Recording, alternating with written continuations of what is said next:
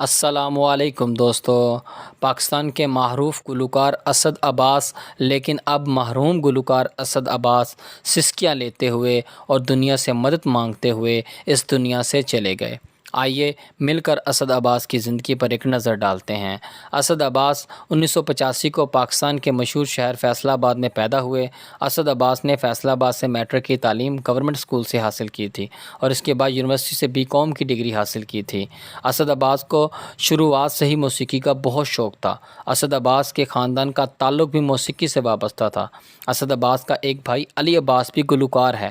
علی عباس کو کون نہیں جانتا۔ علی عباس نے انڈین آئیڈل میں بھی پرفارم کیا ہوا ہے۔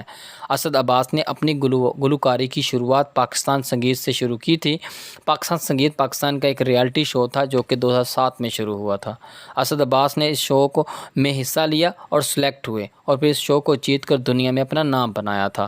اس شو کو جیتنے کے بعد پاکستان کو ایک سریلا گلوکار مل چکا تھا۔ آپ کو بتاتے چلیں کہ پاکستان کا ایک مشہور ڈرامہ رقص بسمل کا ٹائٹل سانگ بھی اسد عباس نے گایا تھا جس کا نام کدی آ مل سانول یار وے تھا۔ اس کے بعد اسد عباس کے لیے فلموں کے دروازے کھول دیے گئے تھے۔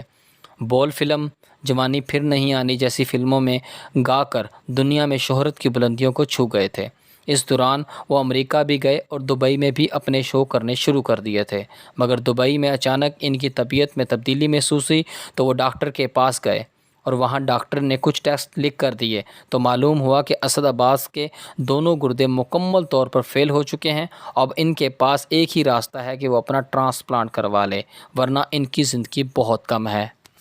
اور یوں کراچی کے ایک ہسپتال میں اسد عباس کی کڈنی کا ٹرانسپلانٹ ہوا۔ اسد عباس کو اپنی کڈنی دینے والا اور کوئی نہیں بلکہ ان کا اپنا بڑا بھائی ظہیر عباس تھا۔ اور یوں زندگی تھوڑی بہتر ہوئی اور اس کے بعد اسد عباس تھوڑے تندرست ہوئے اور پھر سے موسیقی کی طرف چلے گئے، مگر شاید خدا کو کچھ اور ہی منظور تھا۔ تھوڑے ہی عرصے بعد ان کو دوبارہ اپنے جسم میں کچھ پہلے والی تبدیلیاں محسوس ہوئیں تو وہ دوبارہ ڈاکٹر کے پاس چلے گئے اور ان کو معلوم ہوا کہ ان کا ٹرانسپلانٹ یعنی گردہ جو ان کے بھائی نے دیا تھا وہ انفیکشن کی وجہ سے فیل ہو گیا ہے اور اب ڈاکٹروں نے انہیں ڈیالائسس کا مشورہ دیا اور یہاں سے نہ ختم ہونے والی بیماری شروع ہوئی۔ اور جب ان کی ماں کو پتہ چلا کہ اسد عباس کا گردہ پھر سے فیل ہو گیا ہے تو ان کی ماں اسی وقت بے ہوش ہوئیں اور اگلے ہی پل اللہ کو پیاری ہو گئی۔ اسد عباس کی بہن کا بھی ان سے بہت پیار تھا مگر وہ بھی ایک ہفتے کے اندر انتقال کر گئیں صرف اسد عباس کی بیماری کا سن کر۔ لیکن اس کے بعد بھی اسد عباس نے ہمت نہ ہاری اور اپنا علاج کروانا شروع کر دیا۔ ان کے پاس اپنے 2 گھر تھے اور ایک گاڑی تھی جو اسد عباس نے لکس اسٹائل ایوارڈ شو میں بیسٹ سنگر آف پاکستان سے جیتی تھی۔ یہ اور بہت کچھ جو ان کے پاس تھا وہ سب کچھ اسد عباس کی بیماری میں لگ گیا۔ ان کے بھائی علی عباس جو سنگر تھے اور ظہیر عباس نے بھی اپنا سب کچھ اسد عباس کی بیماری میں لگا دیا۔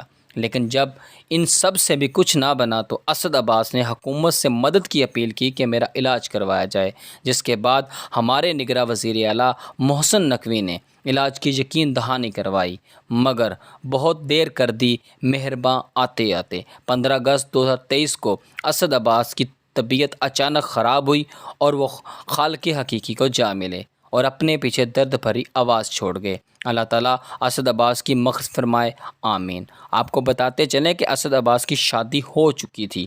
ان کا ایک بیٹا بھی ہے جس کا نام نکی عباس ہے۔